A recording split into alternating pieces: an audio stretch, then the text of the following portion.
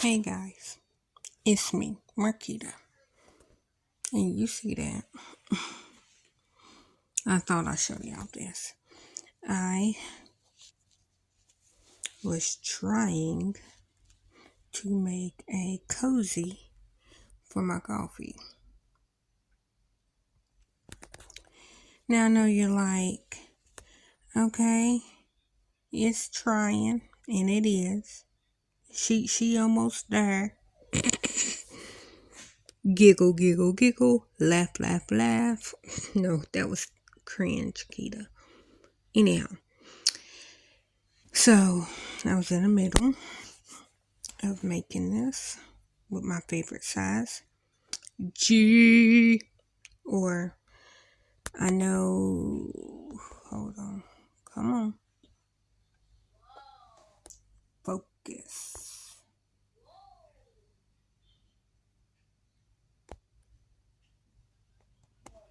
No, get off of that. I don't want you to lock. Hold on, there we go.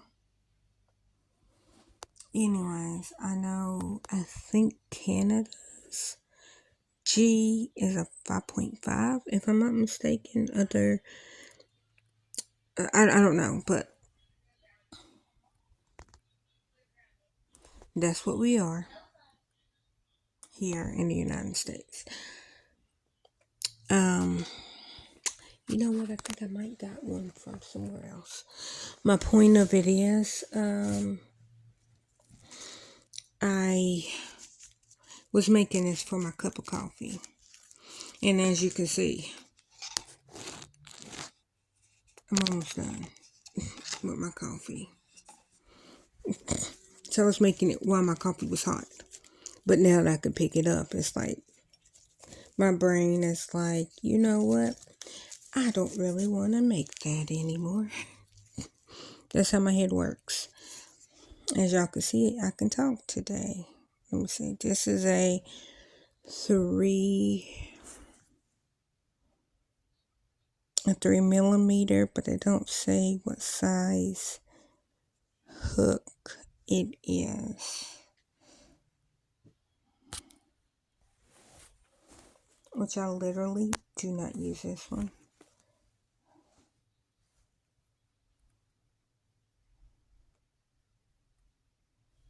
It's a 3.0.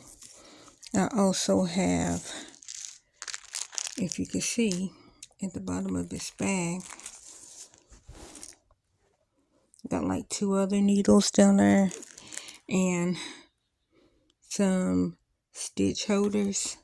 Now I know you probably wonder, why don't you have it in your crochet bag? Because this is my favorite container. Yes, I have 2 yarns in there. Mind your business. Anyhow, I literally got this kind of cool looking one when Hannah was in gymnastics. So it's like a coral color because her colors at that time was coral, like a coral orange. That's what the team colors was. So I got that, made my mask, made Gary a mask, made Savannah a mask, because that was the year that Savannah decided that she was taking off gymnastics.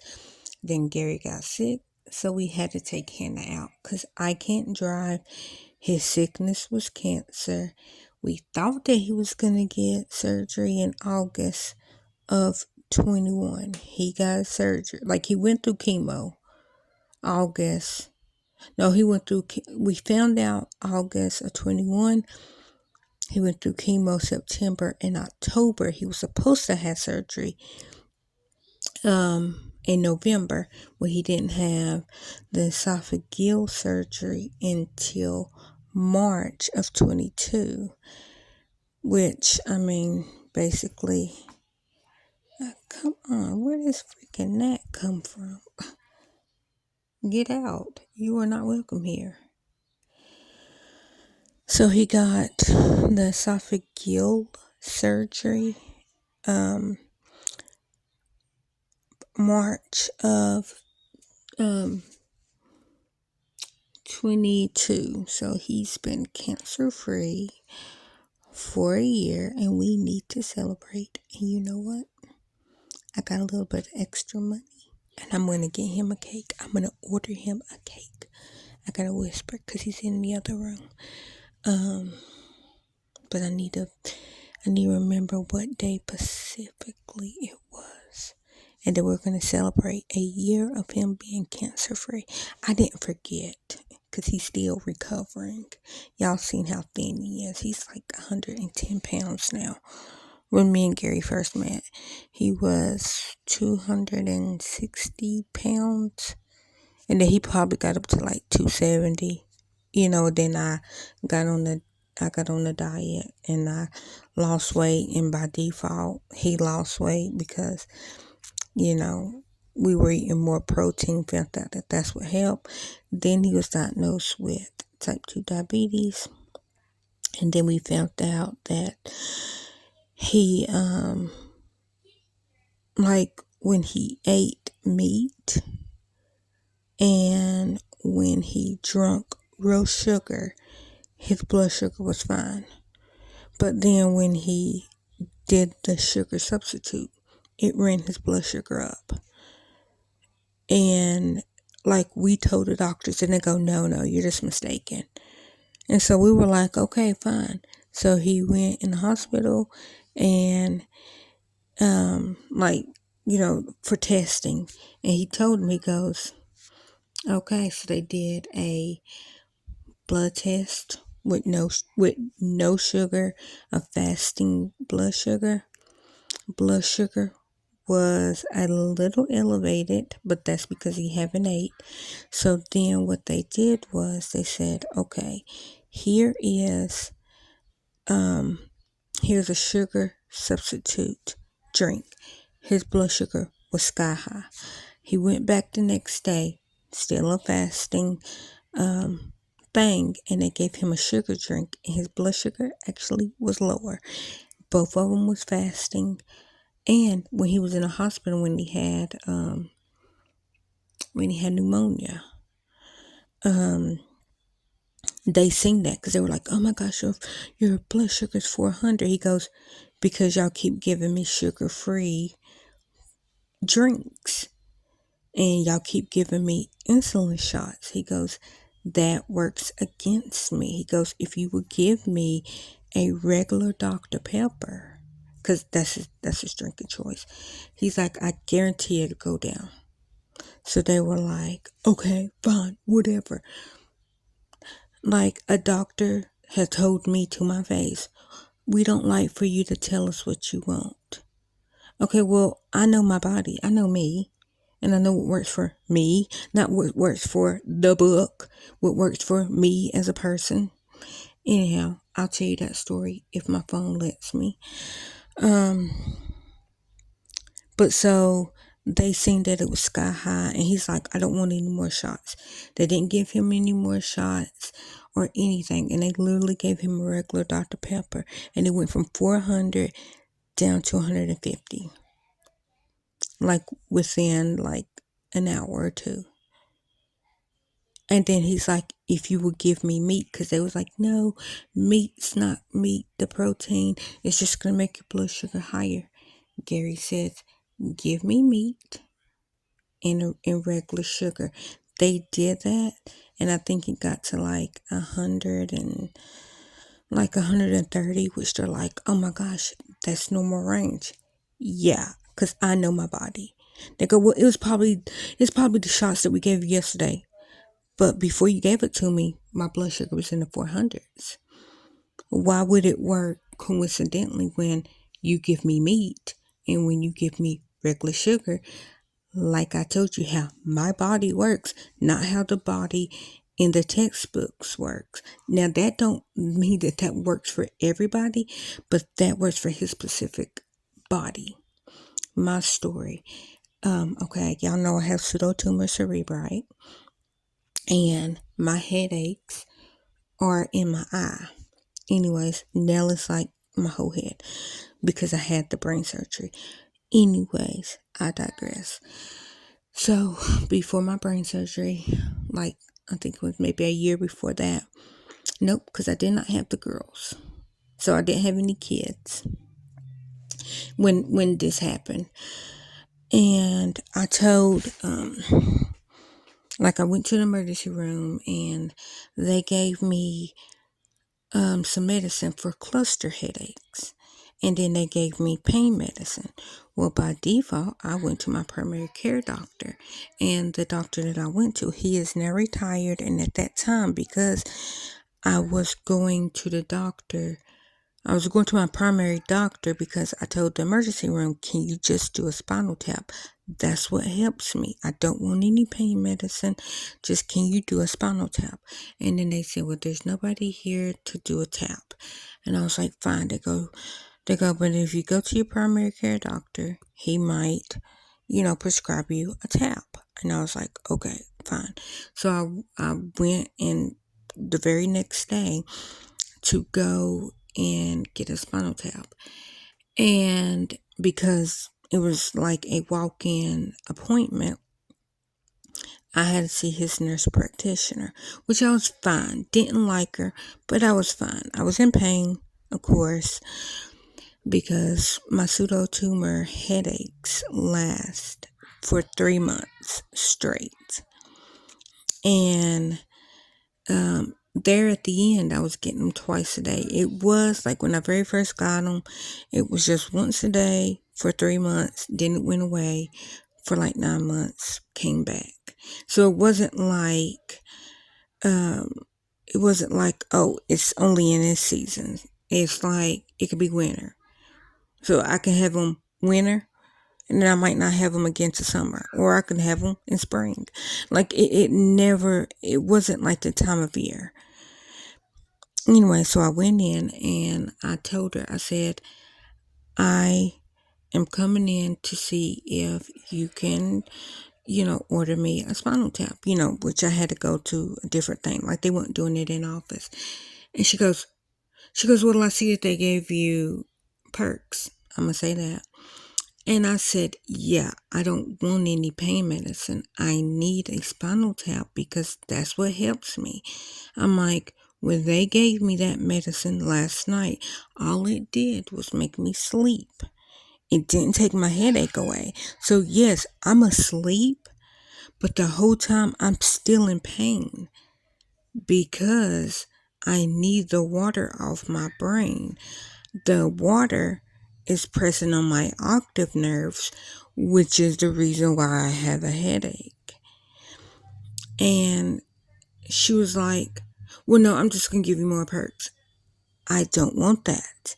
That's not going to do anything for me. I told her, I was like, I don't want, and like the medicine that they gave me like a shot for pain medicine, like, the perk, and then they gave me the one for cluster headaches because they're like, it might be a cluster headache.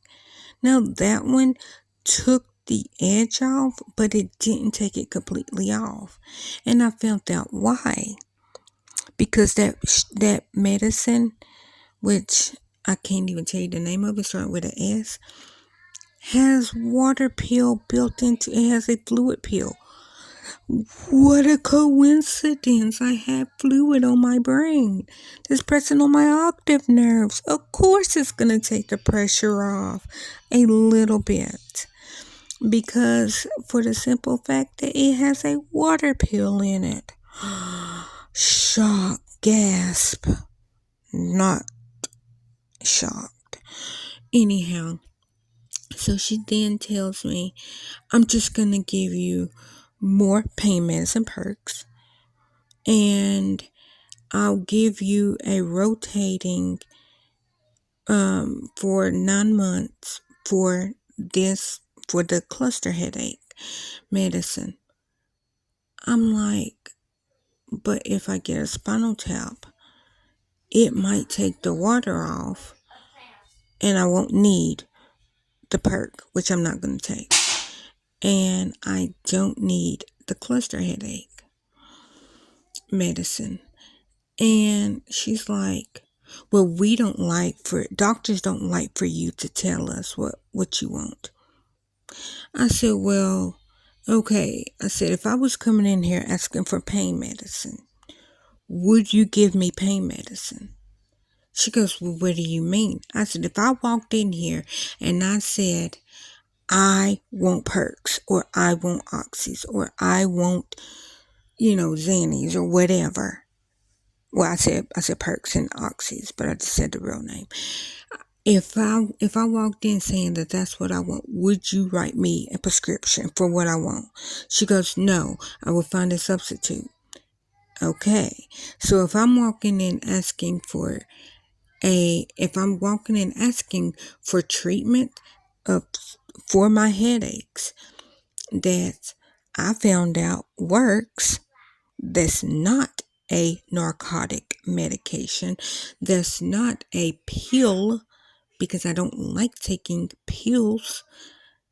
If I'm asking for you to stick a needle in my spine and to drain some of this fluid off my brain, why are you trying to give me drugs? Because if it was the other way around, if I walked in asking for drugs and you offer me a spinal tap, I'm going to walk out mad.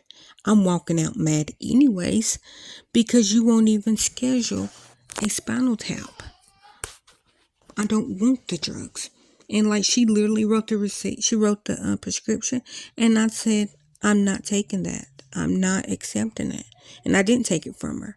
Like I took because it was two different prescriptions because one was a narcotic and one was not. Like I said, she was giving me perks. So I took the cluster headache one because it did. It eased the pain off. And so I told her, I was like, I'm not taking that one. Like, nope, you can keep that one. You can rip it up. You can feel it yourself and you can take it. I'm not taking that. And so as I was leaving, I was walking out, I seen my doctor and I walked up to him and I said, can you, in front of her, because I'm in pain at this time. I'm having a physical headache. Like you can see my face physically in pain. And I walked up to him and I said, doctor, and I won't say his name, can you please order me a spinal tap? I said because, and I said the woman's name because, and of course I said her first name, because blank, all she wants to do is give me pain medicine. And he goes, yeah, you don't, he goes, okay, but you don't like taking pills. I said, yeah, I need a spinal tap. I am having a physical headache right now. He goes, I can see that. Like your eye is starting to draw. He's like, I bet it's in that. And I don't even remember which eye it was in because it was never both eyes. It was only in one eye. And that was the side that had too much fluid in it. Now, yeah, they didn't just drain that side. It was like the spine, the lower lumbar puncture.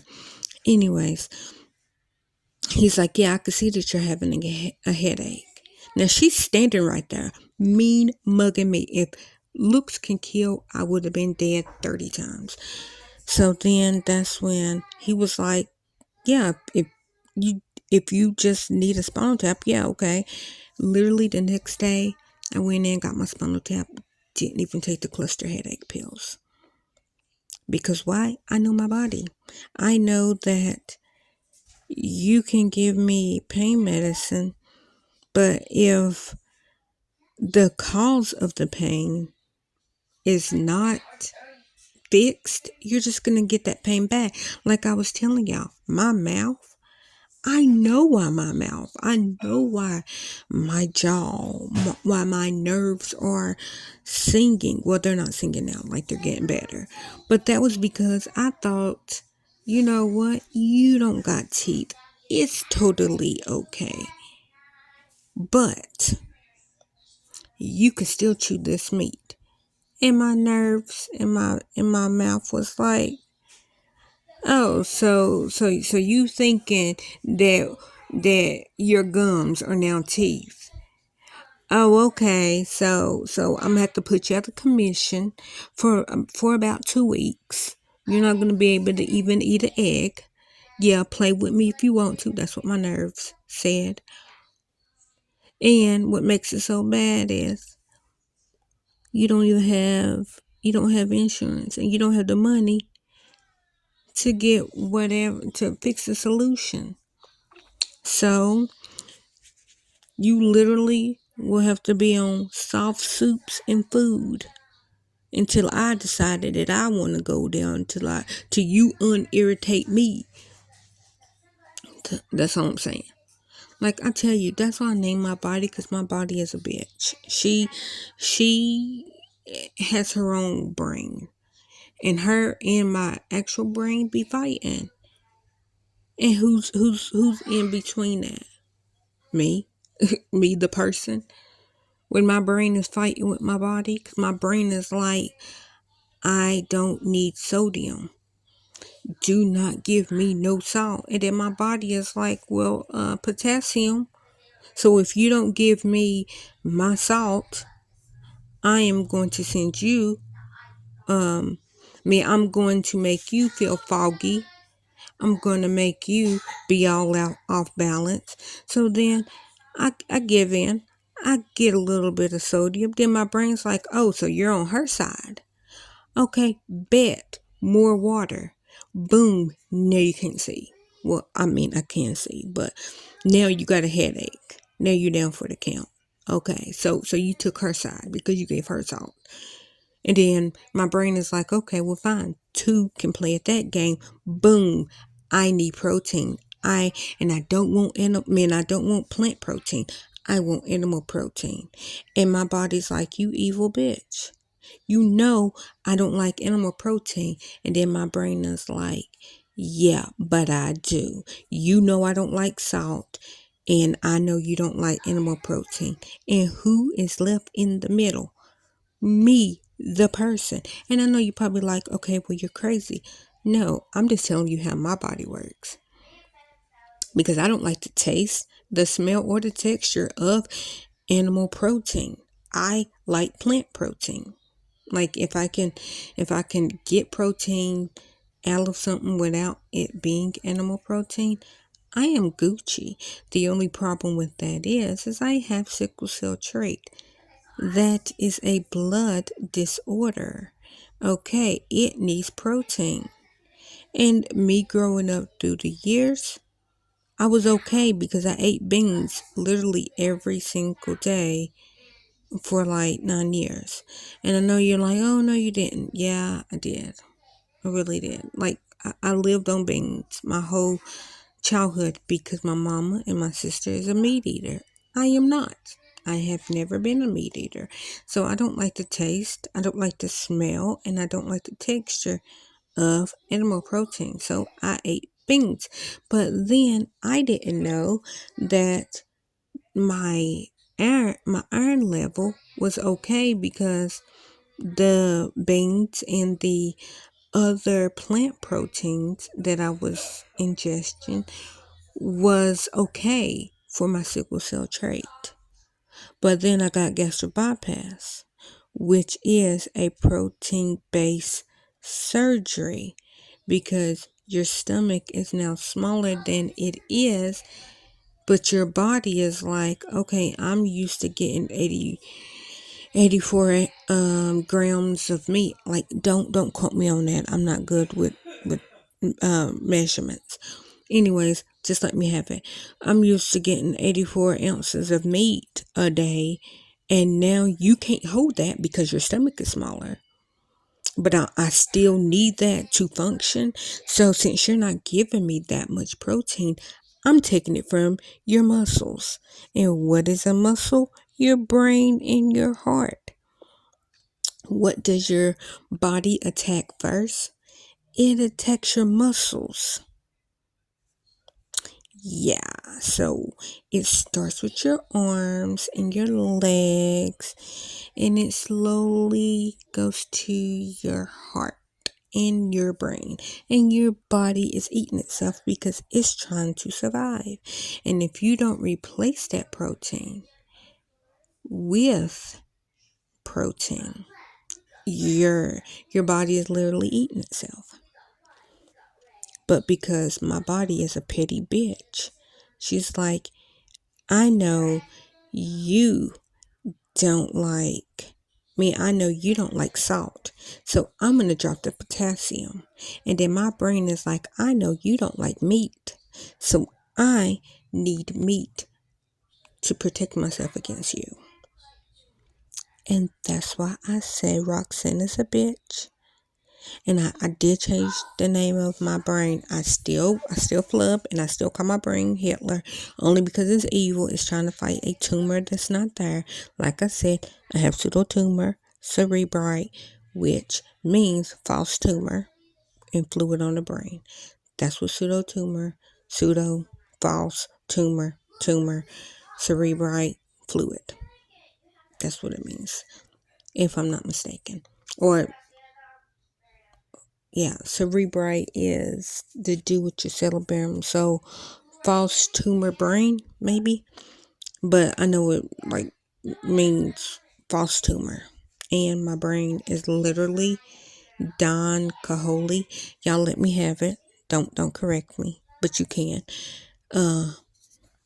My brain is literally Mana La Mancha trying to is on this little wooden horse fighting the windmill, which is the big dragon. But really, the dragon don't exist. The dragon is fluid.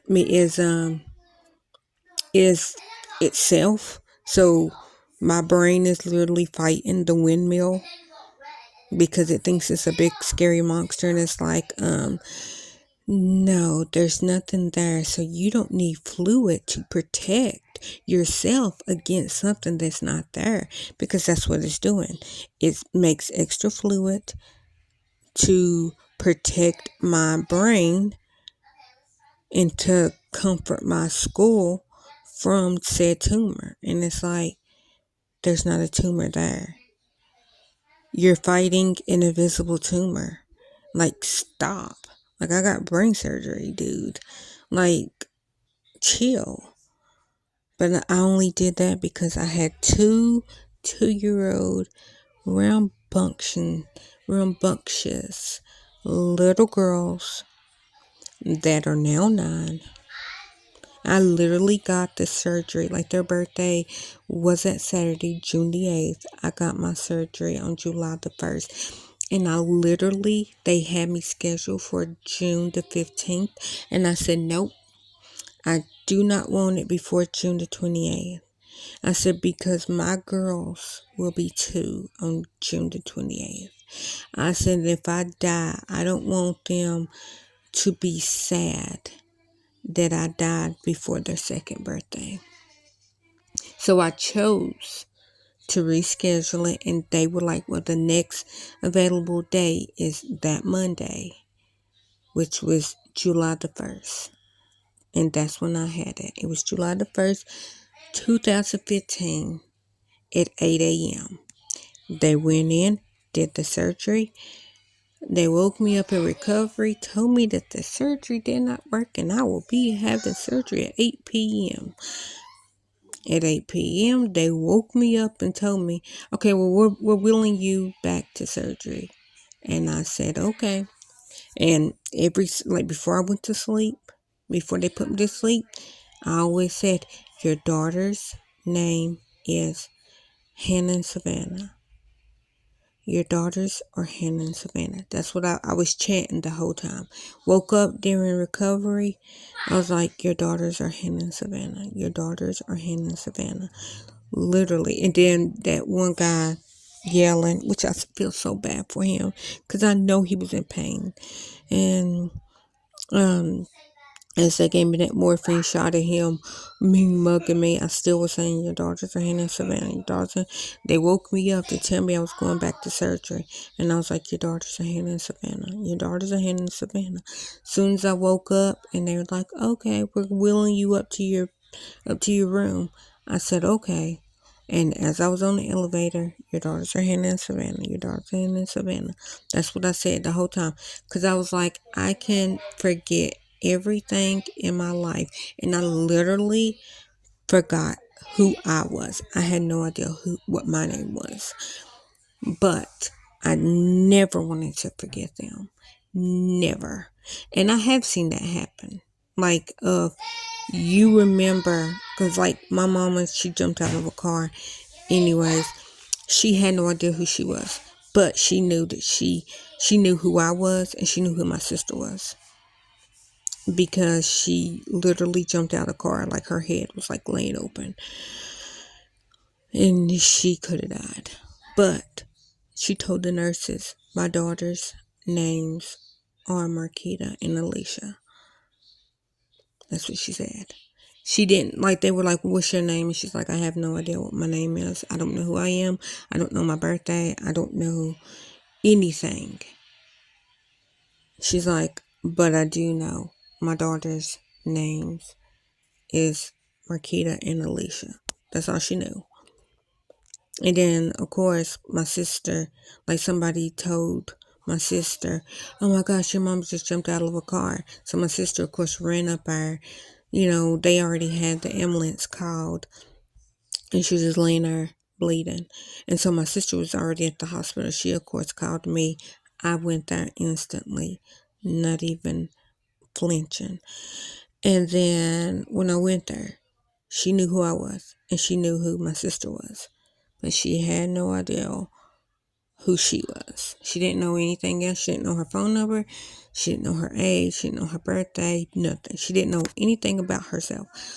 That's how I was after my brain surgery. But I knew, and like, I knew who Hannah and Savannah was. I knew who my Bunkins was. I knew who, if I forgot everything in my life, them two little girls will not be forgotten. And if I ever forget them, I told Jesus, please just take me on up out of here. I don't want to live. Not without them. They are the reason that I am alive. Like 1,000%.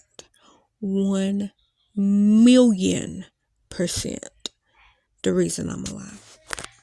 Like, that's why when I tell people I live for my girls, I do. Because I can easily fold into the pain that I have been in since July the 1st, 2015. Because, yeah, woke up from brain surgery, double brain surgery, that is. Woke up from brain surgery. I could not move my left side. I told the surgeon the next day when he asked me, how do you feel? I said, I can't feel my left side. And he looked at me and he said, oh, it's something that I did. Signed my discharge papers.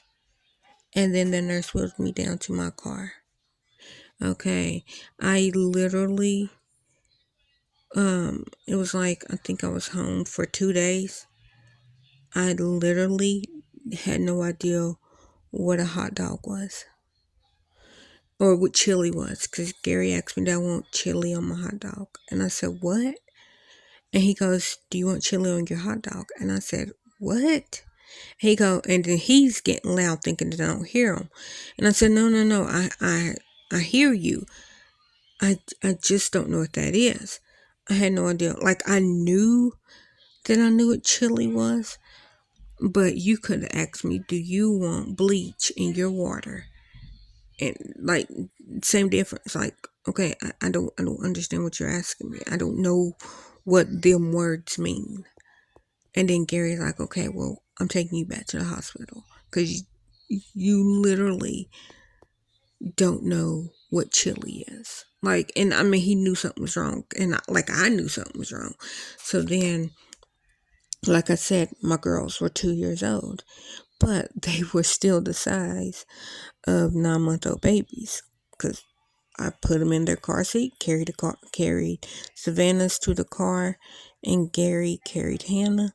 Like I said, my babies were tiny, but they were two, but they were still in the car seats that you carry on your arm like little babies. And I snapped Savannah in her car seat, and then Gary started backing up, and I realized I never closed the van door.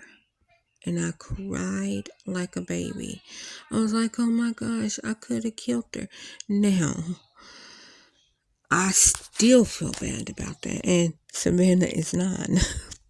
But she was literally locked, because we had the basin in the car where you put the car seat in, and it locks it in, so she wasn't going anywhere. Even if we would drove down the street with the door open, she wasn't going anywhere. She was buckled in her seatbelt, me in her car seat, and the car seat was buckled in the thing. But the thought that I forgot to close her van door, because it opened on both sides, the van did, the door did. The thought of me forgetting to close her door, oh my gosh, you could have told, like, it was the same as me accidentally dropping one of the girls off a cliff. I felt lower than low. I felt like I was just the worst parent in the world, because I'm like, I could kill my baby. Now, yes, realistically, she was fine. She didn't even realize that the door was open. She was playing with her toys. Gary, he's like, oh, no. He's like, he's seen it. And, he stopped and closed the door. And, like, I cried like a baby, because it's like, I could hurt my child. But anyway, she's fine. She's 9. Hannah's 9. They will be 10 in June, and they are my everything.